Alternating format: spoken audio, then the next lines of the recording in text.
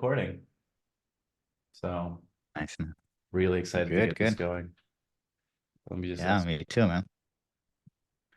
I think Raf doesn't have the link. Welcome, guys. So in the meantime, where are you guys coming from? Put in the chat where you guys coming from. I think the chat is enabled, right? I Yes. believe, is it? Let's see. Because I believe the other Yes. option is to We have host a and chat. panelists. Let's just Yeah, open yeah. it up to everyone. How about we just open it up to everyone? Yeah. Yeah, yeah. Here we go. Anyone wants to chat? You're all welcome. I'm gonna talk about Mercado Libre today. Okay. So Rafa is saying he cannot join. Let's see. Yeah, I reached out to Pavel to see if you can just resend him the link. It might be a um, Just use that link. let me see if I can send it over also. Especially because he's starting, so we need him. Yeah, we We need need you. him on. Yeah. Okay. Just put your name, last name, and register and join.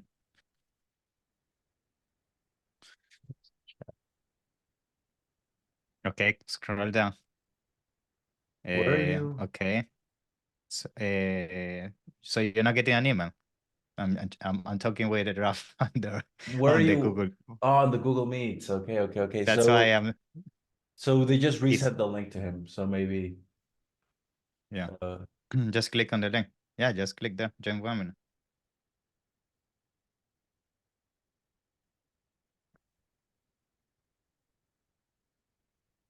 Now, but click.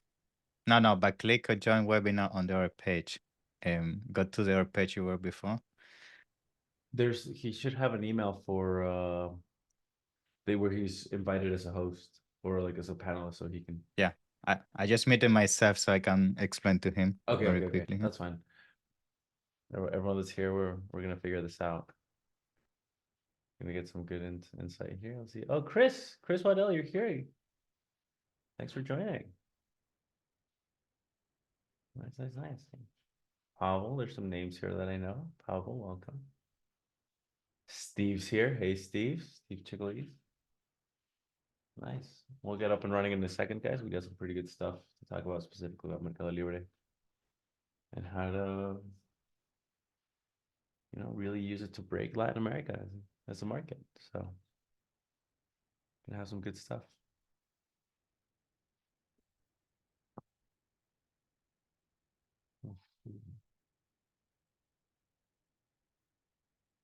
Oh,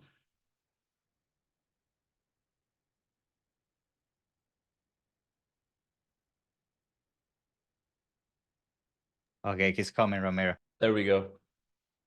Okay, let's see. Let's see.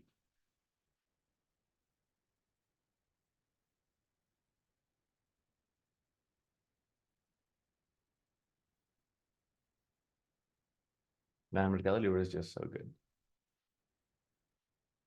So good. Hmm.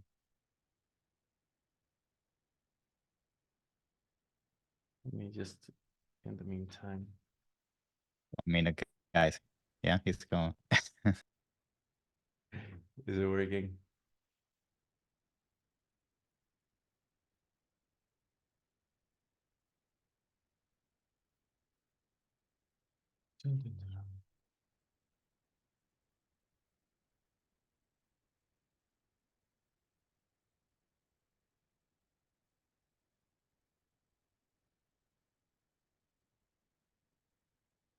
It feels like one of those times when you try to open Zoom and it just goes, time to update.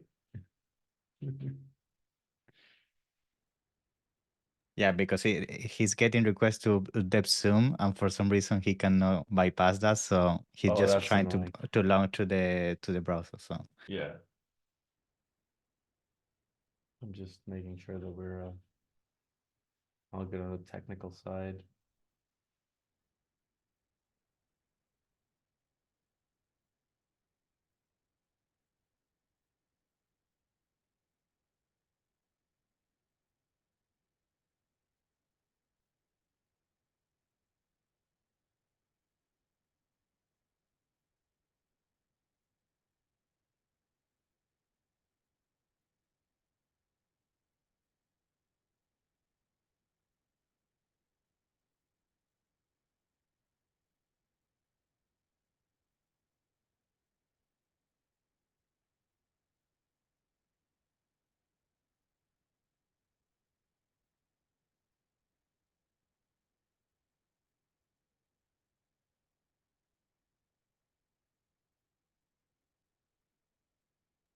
He's there.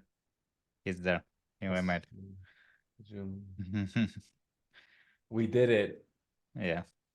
We He's did it, there. Rafael. Welcome. Thank you guys for waiting. Appreciate that. Yeah. There he is. Hey guys, dude, we never use Zoom for anything, brother. That's why. Yeah, no, I Yeah. feel you.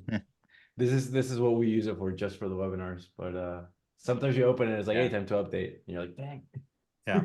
The one that I recommend a lot for webinars is one called StreamYards. It's very stable and doesn't require any software or anything. So yeah, check it out. Yeah. And you can flip cameras as well. So I like StreamYard is amazing for that one, dude. All right. All right, you guys want to get started?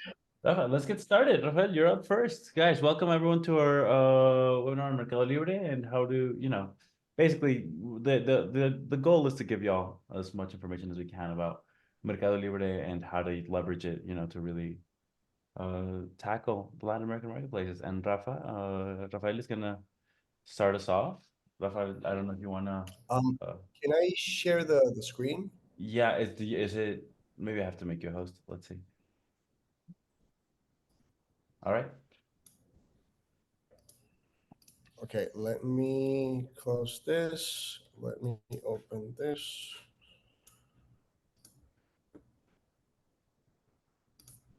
Okay. Give me 1 second. And so, where do I share screen here, man? There Chat, Share share screen button. Yeah, there Go. it is. There we go. I'm like an old man. I'm so sorry. It happens. So we got this one and we got this one.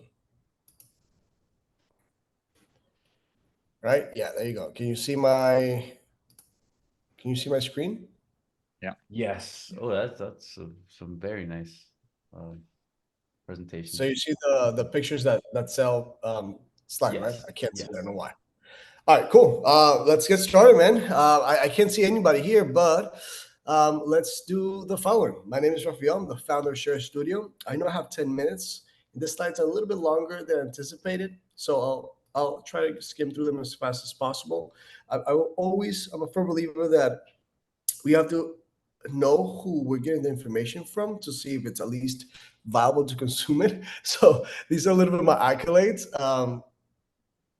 I think the most important thing is that we are only Amazon focused, meaning that yes, our content you can use it anywhere, social media, etc., as well as Mercado Libre, as well as Etsy. But when we analyze things, we analyze it dependent on the marketplace. So, for example, if we're going to create content for Mercado Libre, even though it's very similar in some ways to Amazon, we analyze that data to be able to achieve something that converts. It's not the same to sell on TikTok than to sell on Amazon or to sell on Mercado Libre, right? I am from Venezuela. I am a filmmaker. My first professional music video, the first time I led a team more than 20, it was in Venezuela. We do have Mercado Libre in Venezuela as well. And this is me, my gangs, etc. So let's get started, man. Why are images so important? So when customers go buy online, they do not buy products.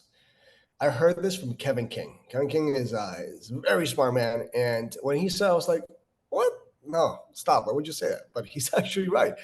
People don't go buy products online. They actually buy pictures, which are the pictures turn to be the products later on, which you receive through the mail, right? So I have a coffee mug, coffee cup right now.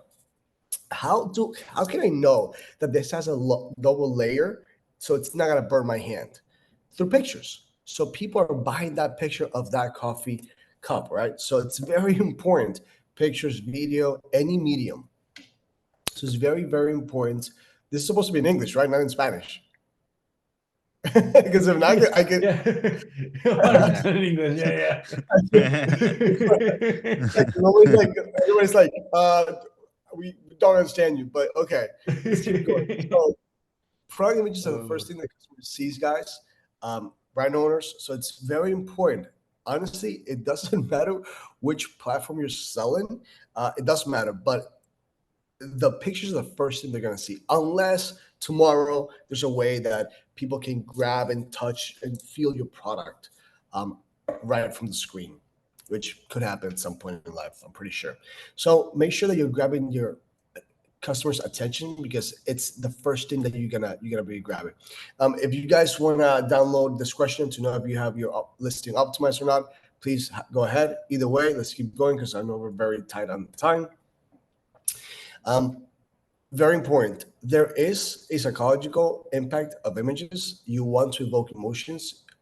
You want to suggest that your product is better than your competition's. First impressions do matter.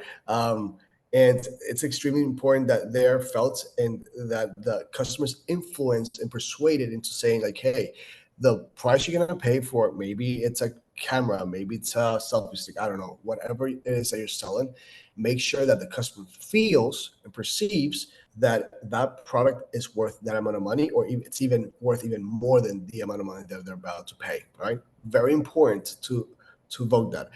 There's different ways you can evoke it. One way is through the color, the psychology of color. So depending on the color and the the product you're selling, it's very important to establish or animate or have a overall look and feel of that product. So here's a few. So these are very popular brands that you all know most likely, and these are the colors that they use within their branding. Right. Also, the psychology of lighting. It's very important. Depending on the type of product, your lighting should change. So, for example, if you're selling a product that's baby nightlight, it shouldn't be like bright and happy and like summer vibes. Like unless it's a lamp, that's exactly that. But if it's just a baby night lamp, it should be something warm, fuzzy, like that babies would like to sleep. If you're selling a beach towel, right? For example, like it shouldn't be like dark and gloomy. It should be like light, bright beach vibes, right? So it would change dramatically the perception of color depending on the mood. It will change the mood. It'll give the product actually a mood, right? You can see here some examples, right? Warm, happy, cozy, cozy, romantic, fresh, and relaxed.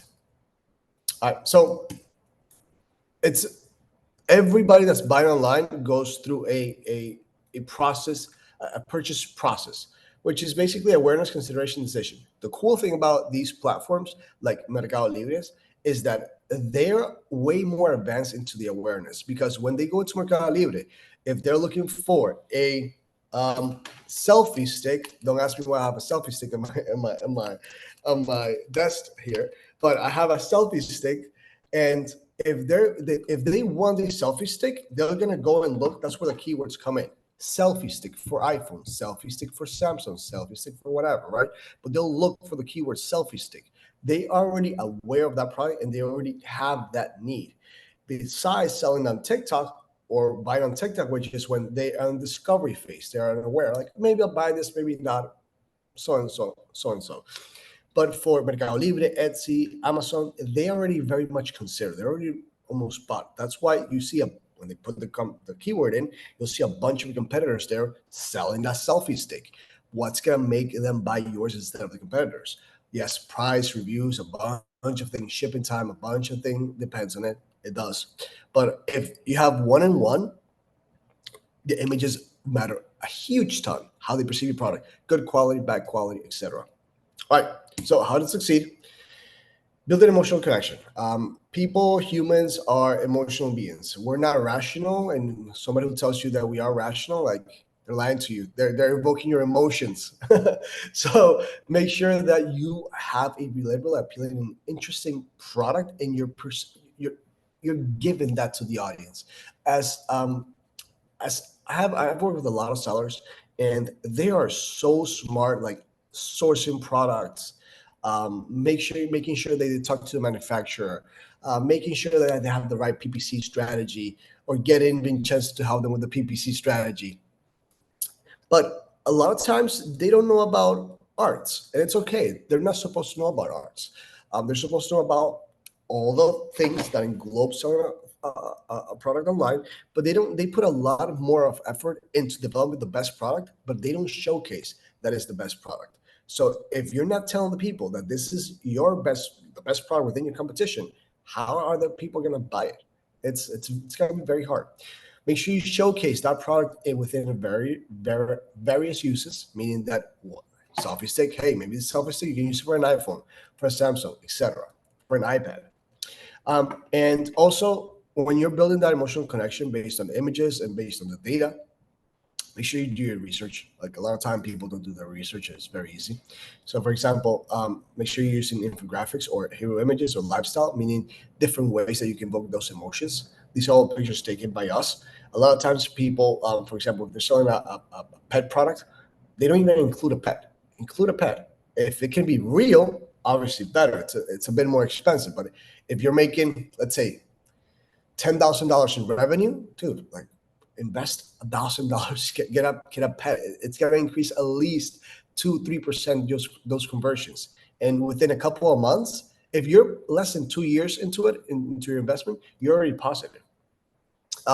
Make sure that you A/B testing your images, meaning that let me go back. If the hero image is the main image, right, the face of the listing of your store online is one image, and they won't be able to see these.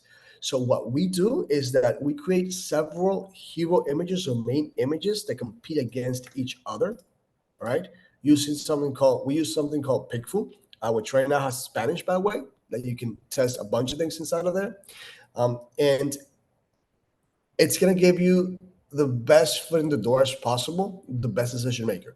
Marketing is not 1 + 1 = 2. Marketing is 1 + 1, could be 2. Let's try it out. Oh, it's 1.9. Let's figure this out again, and let's see how we can make it into a 2, all right? That's just how it is. I highly recommend. I'm not getting anything from them, but I've been using this tool for a very long time. I highly recommend them. Some tips that every seller should know: use negative space to draw attention. Okay, so this is the product. You see how we use the hand here to draw the attention, the water and the ingredients. Like, make sure you tell the most amount of story within one image. They say an image says more than 1,000 words. Well, make sure you say more than 1,000 words. Implement marketing in text somewhere so you can give like more information. The more information that they can process within that split second, the better. Okay. We like to use hands, right? And we like to make sure that they can imagine themselves feeling it or showcasing the use, right? Or showcasing the scale of the product. And that sense of realism is very, very important. Plus, you get out interest, something that maybe all your competitors, if you're selling trash bags, they're all the same, and you raise one. That differentiation process does make a difference. And also, don't forget about visual hierarchy, right? So as you can see, you'll read this first, and then you will read this text, blah, blah. So make sure that you're using visual hierarchy. Like if you put everything here, like it's going to be very hard to process information. You want them to process the information. And also remember that after the digital era, our attention span is like 3 seconds. If you don't grab them within this 3 seconds, like, dude, it's got to be very, very hard. So if you want to scan, these codes and get your listing optimization file, great. And if you want to check out more of my work, this is for the full portfolio. And these are the things that we do. I hope this helps. I hope this helps somebody. If somebody gets help from this, please send me a message at least. I'll be very happy knowing that I helped one human since they saw my face for at least 10 minutes. That's fantastic. That's awesome, man. Yeah, dude, Rafael, I love this. And I just want to step into like 1 second, dude. So many people, like you said, are looking at numbers, or looking at CPC. You're looking at product sourcing, all these things. When there's such a strong creative aspect to marketing, marketing is a creative endeavor. And listen, we're trying to talk to people in a way that you'll want to buy the product, right? And I'm not going to convince you by telling you this is 18% better. I don't care. I'm not here to read. Like I grew up. I had the 15-year-old reference, but Simpsons movie. I came here to lead, not to read. Like I came here to buy, not to read. Like I love that. Thanks, man. Appreciate it, bro. Whenever you want to have me back on, I'll try not to make it. I'll try to be earlier for the Zoom. No, man. Thank you for joining, and I hope everyone got something out of that. And if you didn't get anything out of that, go watch it again. We're gonna have it recorded. If anybody's in Miami, let me know. I'll head with you at least for some beer or coffee or water, whatever you want. Sweet. Nice. I like that plan. Yeah, there's an offer right there. Bears So are on Rafa. yeah. Yeah. So in the agenda, I'm meant to go up next, but Vincenzo, I don't know if you want to go up or if you want me to go. Like I'm having a ticket. Yeah. Yeah, I can go. I can go now. You want to go ahead? As you wish. No, Yeah. no, go ahead. Go ahead. Before, yeah. Let me share the screen here. Uh,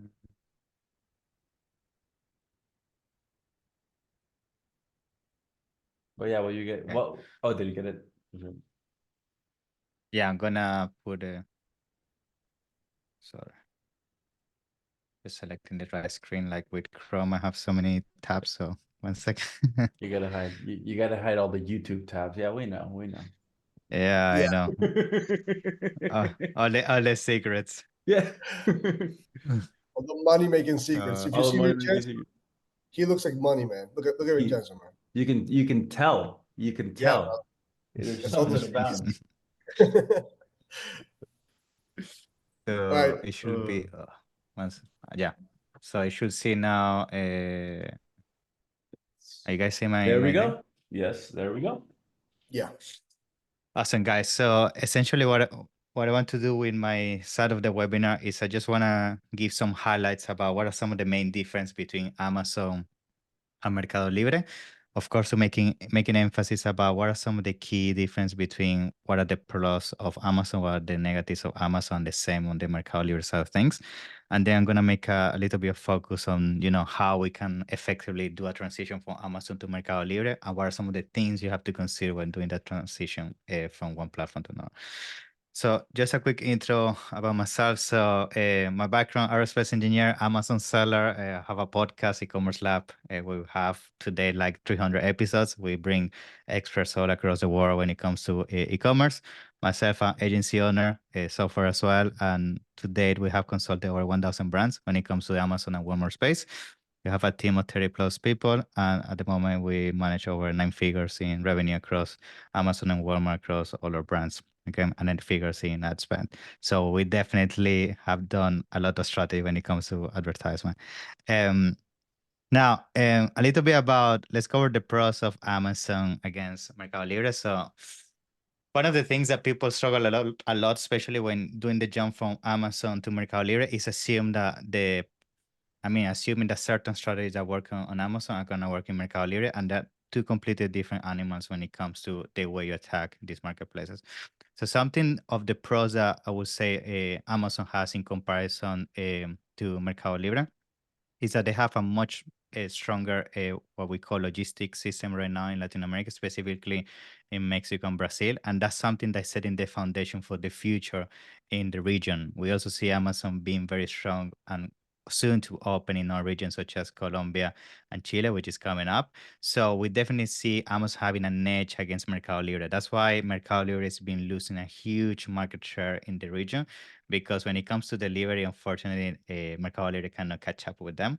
And at the same time, when it comes to customer service, Amazon is miles away from Mercado Libre. Like the protection they give to their customers in terms of, refunding you without any reason, and then the seller has to pay for that. And on top of that, giving that a seamless experience, which sometimes that's not the case on the platform when it comes to Mercado Libre, is being helping Amazon to penetrate the region very fast. Another thing that is obvious is that Amazon compared to Mercado Libre, there's different price points when it comes to the audiences that we target with both of them. Like Amazon is more built for luxury and more expensive products compared to Mercado Libre. And this is the important thing to consider when we do the transition, because if you are something that are in the premium sector, like $50 and up, and you try to transition into Mercado Libre, you might struggle if especially you know the product is not really built for that kind of avatar that might not be present in Mercado Libre. And then I'm going to show you some tools you can use for that. Now on the other side, let's talk about the cons of Amazon against Mercado Libre. Mercado Libre has a very strong connection with most of the authorities in the region. They have what we call very good localization, which Amazon unfortunately doesn't have at the moment. When it comes to payments, Mercado Libre has the edge. On top of Amazon has things such as Mercado Pago, which allows multiple ways of making payments, even in cash, which we know in Latin America is a big thing because unfortunately not many people have access to online banking as we find in the US or the Europe. So when it comes to the options that Mercado Libre give to the customer in terms of how they can purchase a product, for sure Mercado Libre has the edge as of now. But again, it's a matter of time before Mercado Libre, Amazon allows catch up with them essentially. When it comes to pricing, that's where we see, and it goes back to my point before when I was introducing Amazon. That's where Mercado Libre has the edge. Like if your product is cheap in the sense that it's not above $20, $30, Mercado Libre can definitely be a good marketplace for you, because that's usually the bandwidth of the prices that we see the best products selling within, which is between $10 and $30 max. So if you're above that, it can be something that you may struggle with. And the final thing is the huge branding Mercado Libre has done in the region. Like whenever I speak to my clients and brands in Latin America, for some reason they have more trust in Mercado Libre than Amazon, but that's because Mercado Libre has been for the region for so many years now, right? So of course, having that change of mentality is been taking a while now, but that's why Amazon is being so strong by bringing Prime Day and other initiatives to the region, because I mean, unfortunately, most people still trust more Mercado Libre than Amazon, and that's something that can be used to your advantage if the product is the right fit for the market. Now, let's talk about where to start. Like, of course, some of the things that people like about Amazon is fulfilled by Amazon FBA, but at the same time, Mercado Libre has something similar called Mercado Libre Full. So essentially, with Mercado Libre, you can also now send your inventory to Mercado Libre.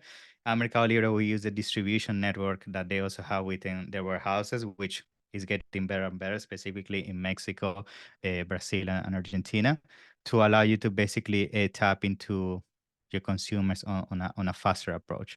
Now, something that we have to consider here, um, of course, is that there's different speeds at what the fulfillment happens here, okay?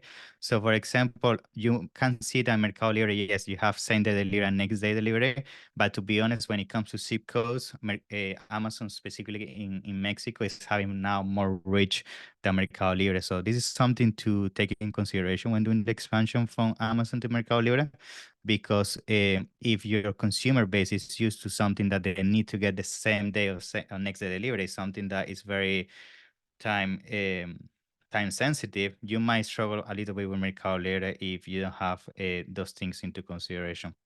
The other thing that, of course, you're gonna get with Mercado Libre Full, which I like, is that not a lot of people use in comparison to FBA. FBA is kind of saturated by now. But in Mercado Libre, not a lot of people use Mercado Libre Full. First, because not even a lot of people know this program exists. Because I don't know why, but Mercado Libre hasn't done a good job promoting it. But yes, you can pretty much do FBA with Mercado Libre. And in fact, you can do this exercise right now. Go to a lot of the main products that would be crazy to compete on in the US. You're going to find not a lot of them have the full badge on the listing or getting next delivery. So that's a competitive edge you can bring to the table. Now, let's talk about the fees comparison. So this is something I like to compare a lot, because of course people ask me like, okay, how Amazon compares against Mercado Libre in terms of fees. So luckily, when we have a comparison in terms of, what are we paying in terms of FBA fees, so they are very similar. In some instances, Mercado Libre is cheaper. In some instances, Amazon is cheaper. It comes down to specific dimensions and tiers where your product may fall under. But it's very important that you do this comparison, because you might be coming, let's say, in this case, I'm going to take the example of Sobre, right? Sobre, and let's say your product is between 0.25 and 0.5 kilograms, which is 60.8 pesos. However, when you go to Amazon, right, the same kind of category, you pay 60 pesos. I mean, it's just 0.8 pesos difference, but those are small difference that if you start to manage a big volume can be a huge bottom line effect on your profitability. So you have to consider those small changes into your pricing, because we have more margin and therefore become more competitive, or vice versa, increase the price to compensate the difference in fees within the platform. Now, something that's super important when we jump from Amazon to Mercado Libre is that most people, when they do this jump, most of the time they come from overseas, right? So again, I'm assuming here most people might be in Amazon USA or Amazon Europe, and you guys want to enter Mercado Libre. Mercado Libre by nature if you take out Brazil, most of the listings are going to be in Spanish. So you need to localize your efforts here, right? So something that's super important here is that it's not only localized about using, the right keywords, but also by making sure you talk with the same tonality in that specific market, right? Because if you don't, you're going to encounter a situation where you might just be sounding very robotic, and especially in Latin America, where depending on the region, there's also different informalities in terms of how certain things are referred within a specific country. You might not have the right keywords that people might use on an informal way to refer to a product. So something we do when we expand to Latin America and Mercado Libre, we use local writers and people that understand the niche. And at the same time, we take in consideration the culture around the region. So things in the religion, in terms of political, in terms of festivities, all those things play a huge factor. Specifically religion, like we know in Latin America, religion is a big thing, so you need to be careful as well with certain products and the terminologies that you use, because that could be triggering to certain communities you may want to tap in, right? Now, something that is very important here when we do the localization is that it's not only about localization on the copy itself, right? But it's also localization on the actual content, right? Why this is very important? Because let's say you come in and we have sometimes this issue, like we bring in clients from Europe, right? We had a French brand we were bringing to Latin America, and the issue they were having is that all their images were using European people, right? And the issue with that is, like, let's say you are somebody in Mexico or somebody in Argentina or Brazil that try to shop, and every single person in the picture, and this goes back to what Rafael was saying, doesn't connect to you emotionally. Of course, that's going to have a huge drop in what we call the conversion factor, right? So it's super important that you don't only focus on localizing the copy of your products, but you also make sure you localize your images. Now, if you're coming from the US, right? So sometimes using content from the US is more similar to Latin America than coming from Europe, but still is something that's super important, because that's where we see all the time people dropping the ball by not using the right localization there. Okay. Let me see.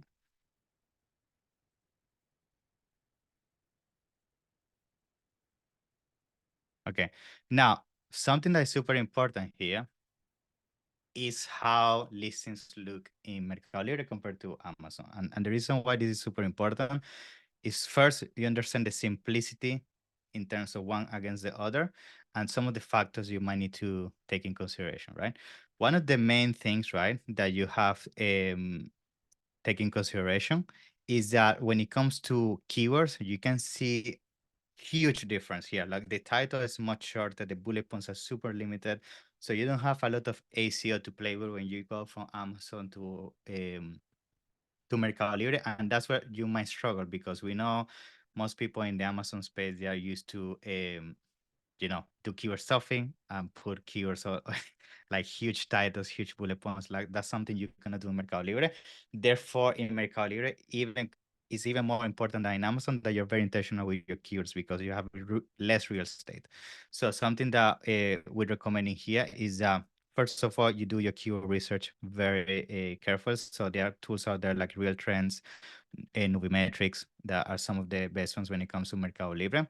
However, at the same time, something that I like to do is also embed certain research from Amazon. The reason for that is because, again, data, unfortunately, at Mercado Libre level is limited. And Mercado Libre even give you certain keywords within the platform, but I also like to combine part of my ACO with what, for example, I can get from Brand Analytics, which, for those that don't know, Brand Analytics is data coming directly from Amazon, and that's real data from real consumers, and it's not a software. So usually I like to combine data from Brand Analytics, which is Amazon, and data coming from real consumers, combining that with Nubimetrics and Real Trends and other tools out there, come with an embudo of all the data points from different sources. And then that's where I write my listing, so I can have the most overlap of the best keywords. Now, we also need to be mindful that Mercado Libre is super easy to get positioned organically. If you, if you have a good product and a good price and you start selling very well. So it's nowhere as complex as Amazon when it comes to that. Now, another thing that we need to take in consideration is localization, right?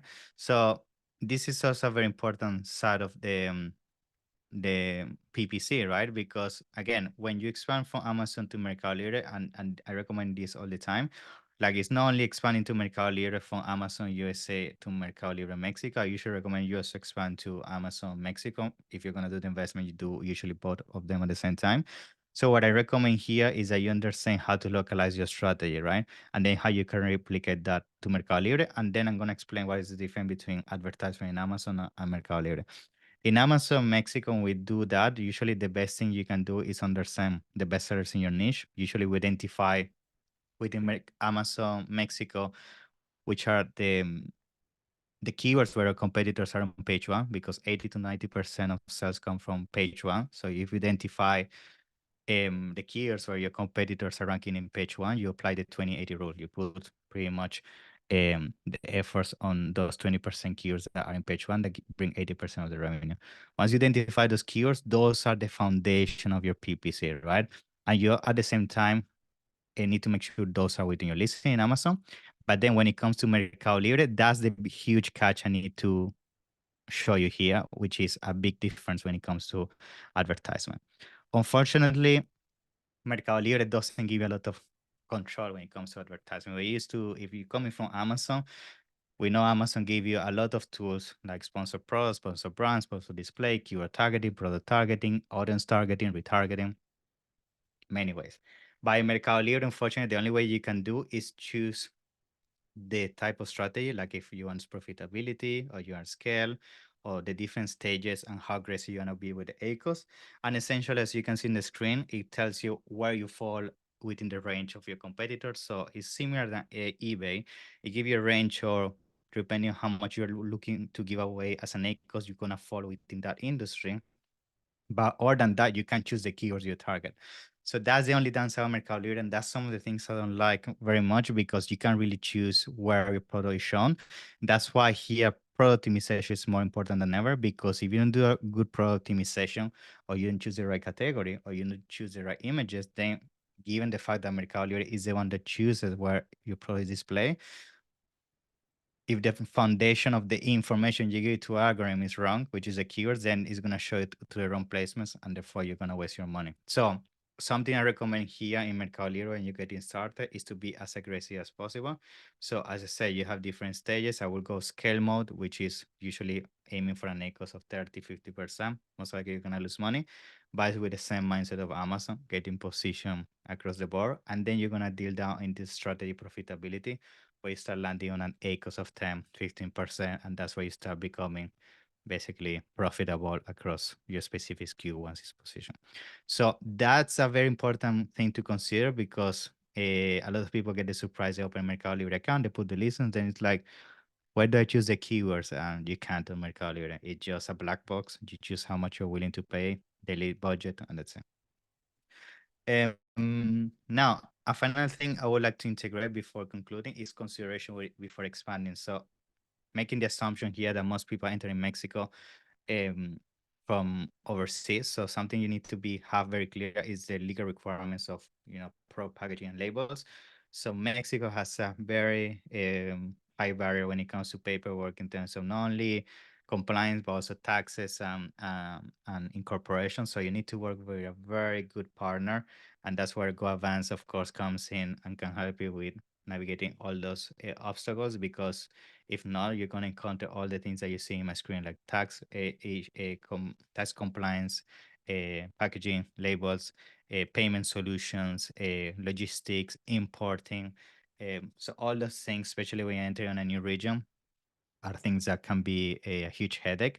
So consider that. Don't think it's a walk in the park. At the same time, it's an opportunity, because it means most people are not going to put the work. And if you do, you can take advantage of Latin America. So that's everything from me, guys. So in the screen, you have my QR code in case you have any questions about what I just presented. So as I said, we specialize on everything in terms of scaling brands on Amazon and Walmart. Yes, that's my side of the webinar. But just Yeah. can I just say, I feel like I am fantastic company. Like, we've got two people here sitting with me that like just understand the markets, understand marketing, understand your demographics. Like this is just, I sent a message on Slack a couple minutes ago going, hey, I'm glad I attended this. Like, You're making me blush, bro. You're making me blush. You're making me like, blush. Stop.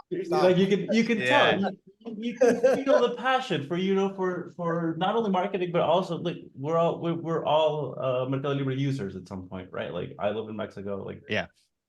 no, this is, guys, seriously, thank you so much for your insight. And, you know, Vincenzo, that you brought up Thank so you. many points that I also briefly mentioned. So I'm gonna like try to skip through some of this stuff, but like, Yeah. I think I had a very similar culture shock to you when I came to Mercado Libre after, you know, like cutting my teeth on Amazon. I've gone, wait a second, like where are the keywords?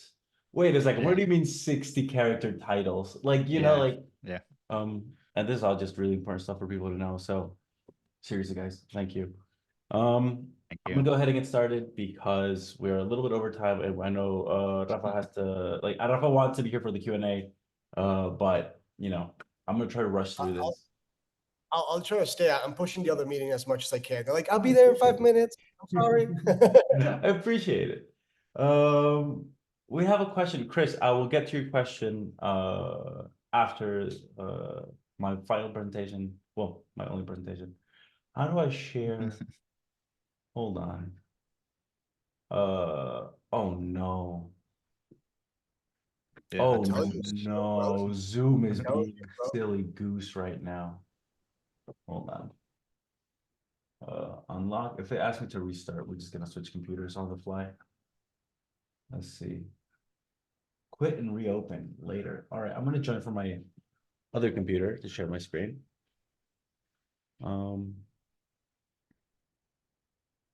Wait, how can I do this? Actually, I think I have to quit and reopen. Is that gonna kick everyone out? No, because I think Rafa, you're the host. You can make some of us host, so we I can think, start the yeah, but party here I'm while you're recording away. actually. You can We'll start the just- party. Uh, I'm gonna log in from my can PC. can you log from your PC and just leave this one Yeah, on? that's what I'm gonna try to do. Let's see. Okay, guys. In the meantime, I see 16 people here. So Yeah. tell me where you guys coming from. Interact. Let's do some interactive exercise here. We have some Q&A. Maybe in the meantime, we can buy the Yeah. time and answer the question. Can we look at So, Chris's question? Chris, Dude, yeah, I'll answer number one. Definitely. Yes. Definitely sell on both platforms. Vincenzo, what's your take on that, man? yeah. The more eyeballs you have, the more chance to make money. So why not? Yeah, even if the demand on Amazon is 100, and let's say the Oh, yes. demand on It's all about yeah, let's say the demand on Mercado Libre is 15-20%, whereas like it's still 15-20 more dollars that you get into your yeah. pocket, right? So yeah, I would say the decision doesn't have to be made only on, oh, does this compare to my Amazon store or whatever. It's just about the incremental growth this is gonna bring to your business, because maybe it's only 10%, but you do 10% in Mercado Libre, you do 5% in Liverpool, you do 10% in Walmart, Coppel, you do Electra, 5% retail, and that's where the real growth comes. You don't have to see it like it has to be matching my Amazon search to make it worth it. It's all about diversification. We can see your screen, Ramiro, the whole thing. There whole we nine go. yards. Yeah. We're just, you know, we're gonna turn on the do not disturb. That way y'all won't see my notifications. Mhm. And we're just, listen, we're just going for it. An anonymous attendee said chat is disabled. How Mm. do I enable I- the chat? I think so. I tried to enable it earlier. I don't think we can. I think we can just chat through the Q&A. Like we can Okay, use the Q&A as a chat. Anonymous space. attendee, just use the Q&A as a chat. Just send Yeah. everything you got there. Mm. Anonymous So, attendee. oh, this is tripping me out because I'm trying to click on this side to go to the next slide, but I'm over here now. But it's okay. Listen, guys, I think we've got a ton of information about Mercado Libre, and I think I'm gonna try to structure mine in such a way that I'm just convincing you that you got to get on it.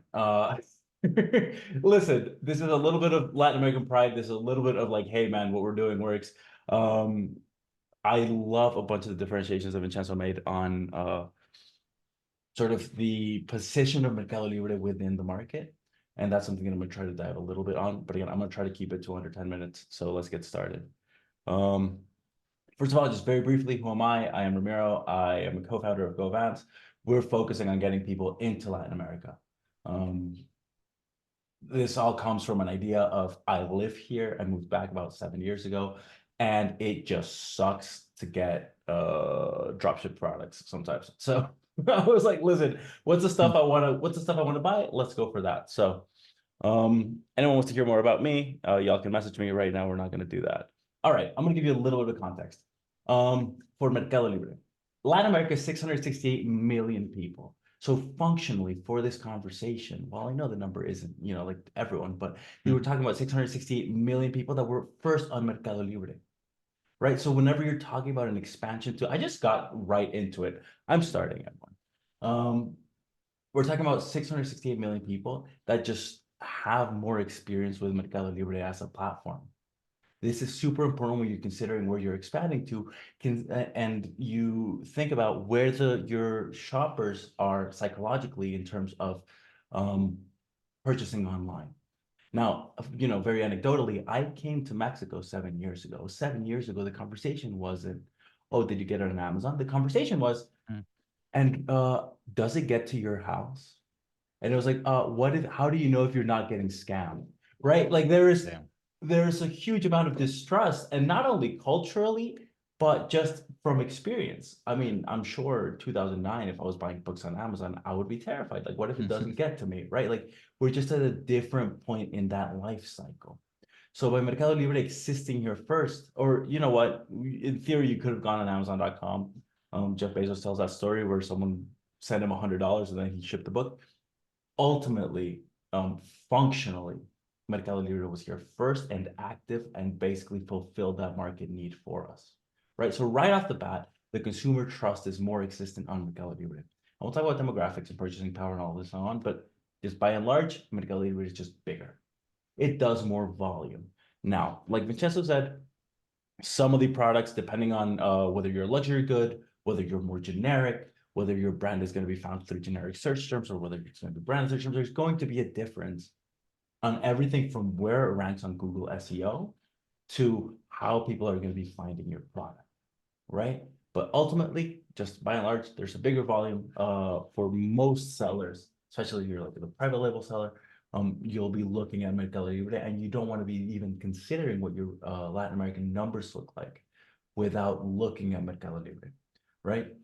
And finally, the other little bit of context that I want to give on this specific thing is that we do talk about a different algorithm when it comes to ranking.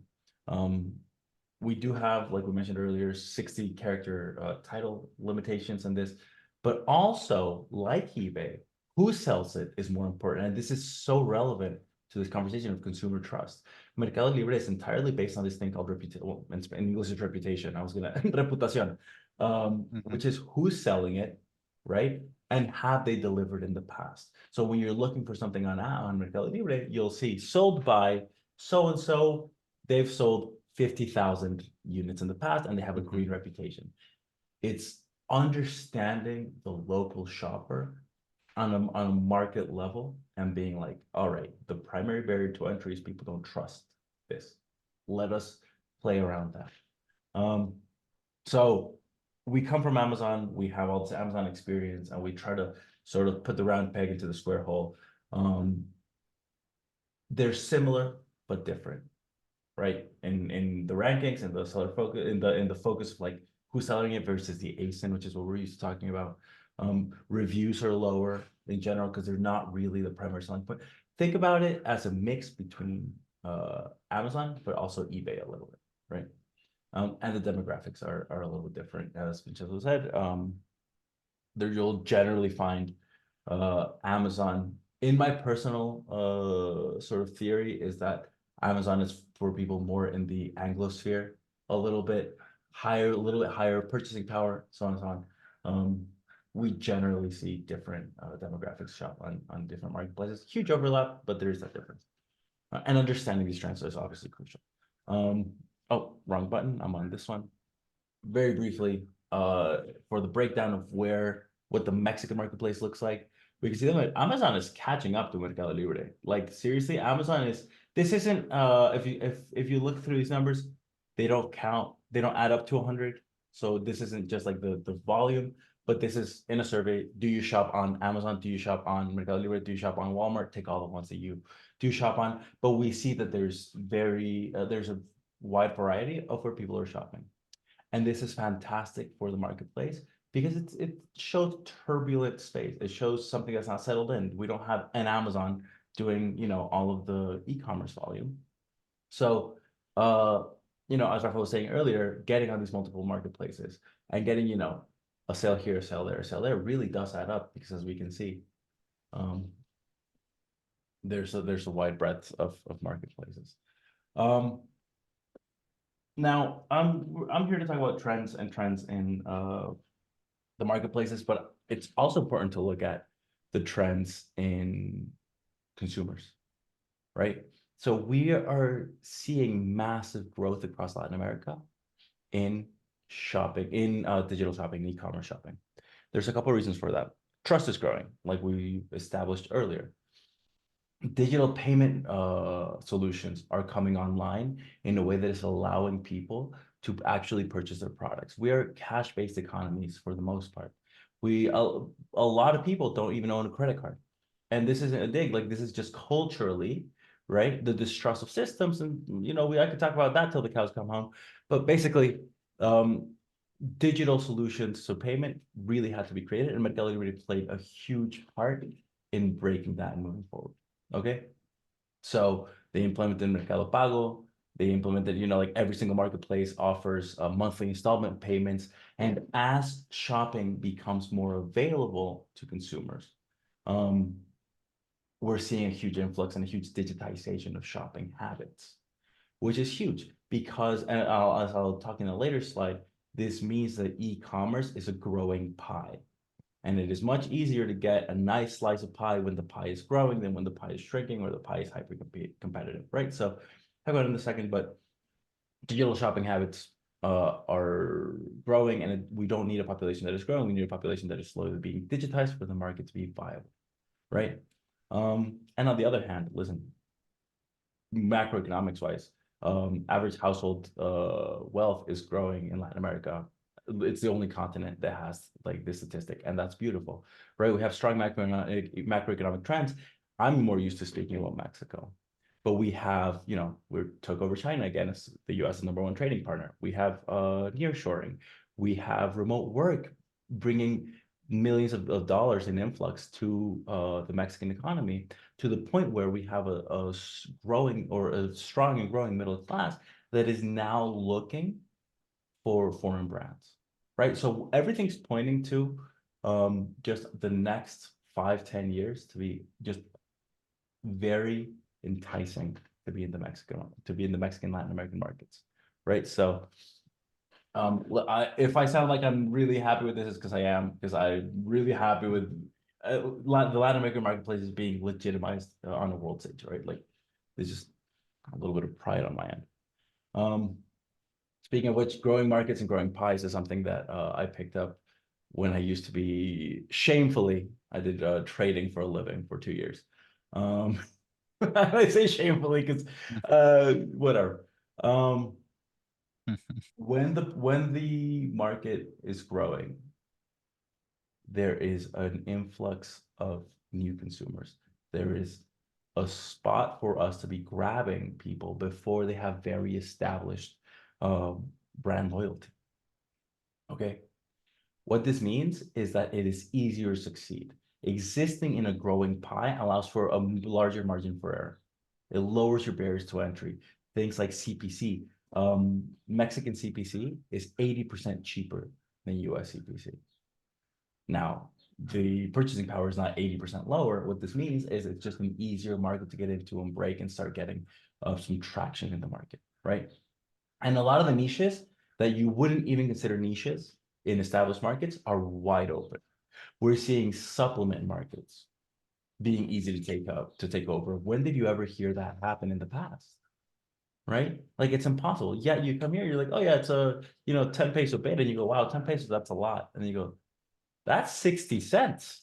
When's the last time you paid 60 cents for a click in supplements in the US? Like, so the market is here, and what is happening right now is there's an imbalance between existing customers and purchasing options. As these get filled up, funnily enough, what we'll see is more shoppers come to the market. So overall, what we want to establish is a strategy that allows me to get into the market, leverage Mercado Libre, leverage Amazon, have that short-term burst of, okay, cool, I'm dominating the market, but also I'm preparing for this long-term growth over the next 10 years, establish myself as a brand, be the 18,000 review garlic crusher that we all want to be, right? I think I'm almost done. Hold on. Opportunities with Mercado Libre. I'm at 10 minutes right now. So you can try cross-border selling, right? And expand your markets across, like what we said, from the US or natively. Listen, just make sure you're getting in.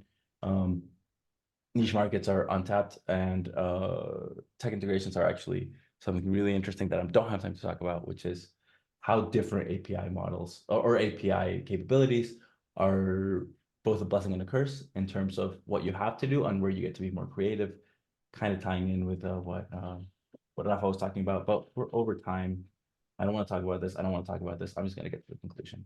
All right. Market trends in Latin America point to a growing market over the next 5 to 10 years. What does this mean? Listen, we got to be in here, and we got to be selling, and we got to be populating the market, and we got to be taking advantage of this. Okay.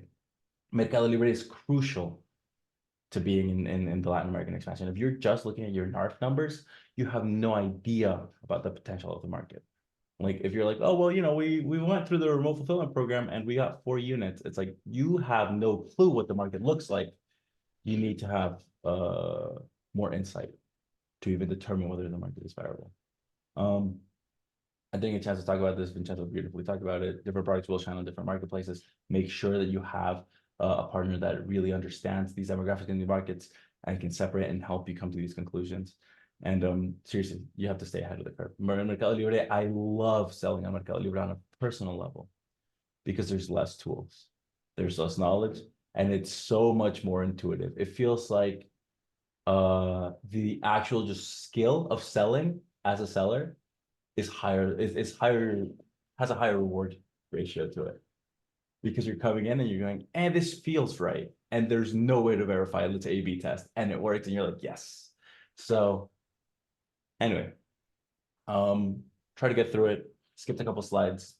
Guys, let's open up to questions. That would. Awesome. Very good. Very good. All right. So we're Very sharing efficient. Yeah, I had to, man. We were going a little over time. Let me stop sharing. Here we go. And yeah. Yeah. Let's so I think we have a question there, right? We have a question from Isaac Munoz. I'm going to translate it to English. Sales from Mercado Libre. Wait, but this is not a question. Statement. Yeah, this is a statement. This is a strong statement. Mercado Libre sales are higher because they're only considered sales B2C, but Mercado Libre is a huge advantage in direct C2C sales. Yeah. It's a huge leader. It's an eBay basically. Yeah, that is also a big thing. Which is also why there are so many scams. I mean, and this is exactly why our reputation is so strong. So for anyone that doesn't know, Mercado Libre will actually give you basic discounts off your FBA fee. That's a good, Yeah, Vincenzo was bringing it up. Discounts off your FBA fee. That is unheard of. But it's like, listen, if you're fulfilling and you're helping our consumers feel safe and secure buying on our platform, here's $4. You go, thank you very much. I will take those and put them right in my back pocket. Yeah. Yeah. Will you guys be sending out the replay of this webinar? Yes, we will. We will send it out to everyone that is an attendee, and you can share it to whomever you would like. Yeah. So I think we didn't answer the second question, Chris, the safety. Did we answer that? No, we haven't answered it. So it says it's one of the 2 platforms better in terms of safely delivering to customers. I have heard that there is a huge problem with items reaching customers in Mexico. Can you address how big of a problem this is actually? I'm not sure if what I'm hearing is true or not. I don't wait. Why can't because it's on the answered page? Because you guys no. It's on the open. Open. Yeah, but I can't see it. Weird. Okay. Hold on. So, Oh, no, I I mean- see, yeah. Mhm. Safely delivering to consumers. So here's the thing with Mercado Libre and Amazon. What we will find sometimes, at least in my experience as a seller, is that consumers can sometimes have their address wrong. I get something delivered 5 times on good luck, and then the 6th time, it's literally like this address doesn't exist. So that could be a power problem, and that's where you reach out and you say, hey man, can you just verify your address? We've ran into this issue before. So I can't tell you that it doesn't happen. Sometimes Mexican Post is doing a little bit of guessing, right? Mhm. But Mercado Libre, for 99% of cases, only allows you to send through their partner carriers, which is generally FedEx. And I trust FedEx to get stuff on like to their place. Mhm. And on Amazon, if you're using FBA, that's on FBA side. And if you're using Amazon shipping labels that you're buying, also generally through FedEx or maybe Estafeta. So it's only Mhm. very rare cases where you're trying to cut corners by using like Red Pack or something local that. Do you mind if I take a stab at it? Go for it. Yeah, man. So Chris, I'm from Venezuela. Last time I bought something at Venezuela's Mercado Libre, and this is my experience in Venezuela. I haven't been to Mexico yet. Ramiro's gonna invite me. You are invited formally right there now. you go. See, I'm out invited. So yeah, no. So when I used to live in Venezuela, and still to this day, it's something like that. It's gotten way safer in terms of how to receive packages, like way safer. For example, you have a variety of options now.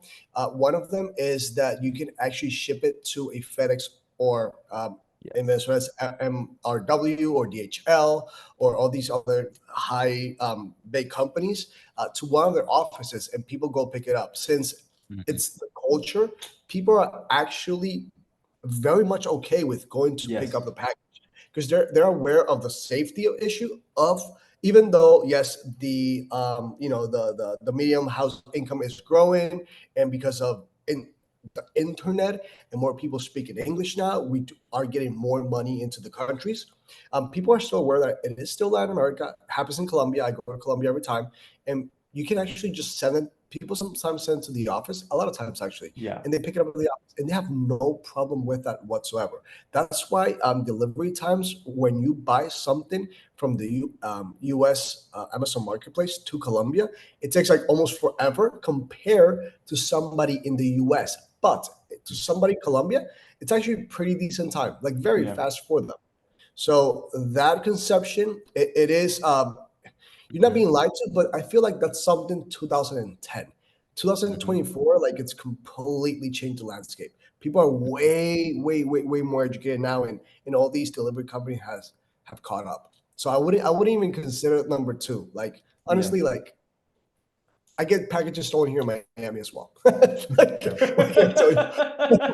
There's a whole genre. It's like facts. Yeah, there's a whole genre of YouTube videos about dealing with people that steal packages. So yeah, it happens all over the world. It's a thing. Yeah. So I have a couple of questions here that we've received. This one is for Rafa.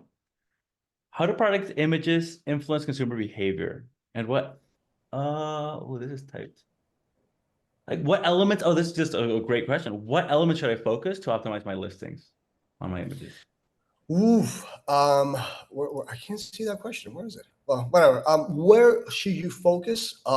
Dude, the buyer persona, understanding the data in the buyer persona. That's the essence of it. That's the root. If the root is not in the soil and the root are not well moisture, the tree's not going to grow. The plant's not going to grow. So that moisture, that water, it's the buyer persona. Once you understand who you are selling it to, it's not the same thing to sell me, somebody who's, middle class, than somebody like Vincenzo, super upper higher class, right? So, no, honestly, it's not the same thing to sell to me than to my mom, right? My mom, she's 50, she's 60, she's a woman. It's completely different. Yeah. So depending on who you're selling to, you have to create the content based on that. And where should you focus? Well, The main thing is images. That's the first thing they see. Maybe if you are selling on Amazon, you can definitely look into videos, definitely look into the A+ content, how you're telling the story. So it will be the information, the data, then the content. Also is very important to remember online how the consumer sees the content equals to the quality of your product. If you're selling the best coffee mug in the world and you took those with your hands and your iPhone, it's gotta look like a $5 coffee mug, and maybe it's $100 coffee mug that heats the coffee and it's warm forever, blah blah. But if they're perceiving it as very, very bad, it's like, think of Apple. Have you ever seen a bad Apple commercial? Never. Have you ever seen a very bad Apple photo? Never. Like, their commercials are amazing. So the quality of your content equals to the quality of your product in the minds of the consumers, man, a lot of times, unless you have 20,000 reviews and the reviews are amazing. But if you don't, like, I would highly focus on that. So data, the buyer persona, the quality of the content, for me at least, matters. For my clients, has we've seen great results with that. And then the how you telling the story. Chris has a question for you, I think, Ramiro. Chris, seller Where you margins on guys see Mercado the Libre. question? I don't see it. Oh, okay. It's I see yeah. it. Seller margins on Mercado Libre is Amazon and South America. Very comparable. Mercado Libre has a couple of options that I think, we're gonna talk percentage points here. Mercado Libre has a couple of options, like some categories will be 15% on Amazon and then 14.5% on Mercado Libre. You go, ooh, huge savings. Shipping could be a little bit cheaper on Mercado Libre.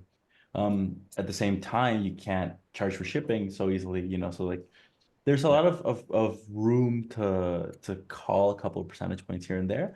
But overall, I think you guys would agree, it's basically the same thing in terms of margins, right? There might be a couple extra pick and pack numbers here because, you were through 3PL rather than through FBA. We're talking, very small differences. Who asked the question, Ramiro? The Chris, one that Chris would answer. No, the one that I answered. Oh, just a question that I had. Oh, you asked the question. Yeah, I asked the question. That's right. Yeah. And actually, before sorry? I just wanted to say that that's true what you're saying. Like, definitely fees are very similar. However, from experience, if you're selling very big or heavy products, Amazon is cheaper than Mercado. Yeah. At some point, so when we started, we figured shipping costs are are kind of similar. Overall, Amazon and the shipping tends to be a little bit cheaper. Just overall, especially if you don't have the reputation to hold it, to get those discounts. But yeah, no, guys, I think we can call it there. I mean, I don't know if you guys want to bring anything else up. Sorry? You were gonna say something. Oh, I was gonna go off on a little tangent about what you were talking about matching sort of like your image quality to your product quality, right? I was gonna ask you, just for consideration for everyone in here that's interested in marketing, what if I sell a cheaper product and have really fancy images? Does that also cause a disconnect? No, it just shows that you're offering better quality at a lower price, and that's, for me, a super plus. Like, who doesn't want to buy something better at a better price? But you have to be careful though, because have you ever seen the Palessi experiment? No. Oh, go YouTube. Enlighten It's us. great. So basically, you've heard of I think everybody here is, maybe not Vincenzo because higher up, but there's something called Payless shoes, right? So Payless shoes, it's a shoe store targeting middle class America. That's why it's called Payless shoes. Yeah. You pay less for shoes, like the name says it. So they did a marketing this campaign. This is a long time ago, actually, where they made a new brand called Palessi, like Italian name, and is this Payless Palessi? Oh, that's so funny. Yeah. So they made this brand and they opened a new store in LA, and they rented out a super cool store and all this. And basically they marked up the price of the product, like shoes that cost $30, $300. Shoes that cost $25, $400. And then people start buying them and they're like, hey, what do you think the quality of this product? Are they worth $400? And people are like, are you kidding me? Look at this genuine Italian leather, blah, blah, blah, blah. Of course, I will pay more for this. This is a steal, things like that. Yeah. And then at the end, all the people who are interviewed, they're like, so this is actually Payless shoes. So here's your money back and you can keep the shoes.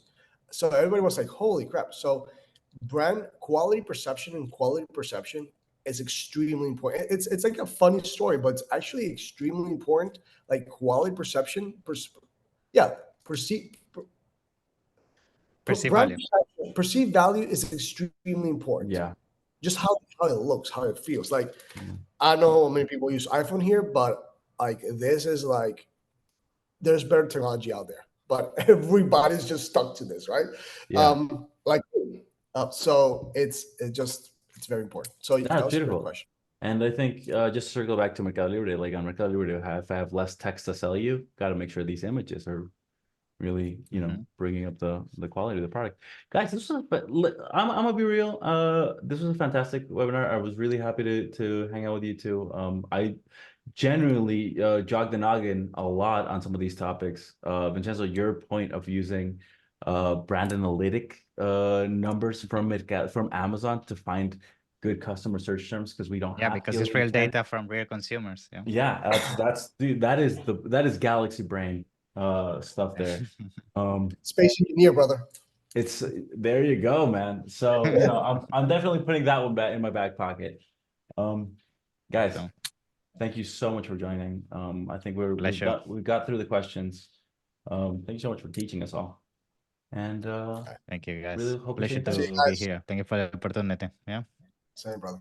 A wonderful day. Bye bye. All right, bye guys. Have a good day. Ciao, ciao.